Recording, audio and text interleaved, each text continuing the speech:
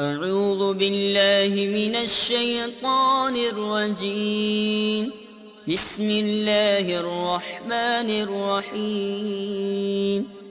ألهاكم التكاثر حتى زرتم المقابر، كلا سوف تعلمون ثم كلا سوف تعلمون، كلا لو تعلمون علم اليقين لترون الجحيم ثم لترونها عين اليقين ثم لتسألن يومئذ عن النعيم.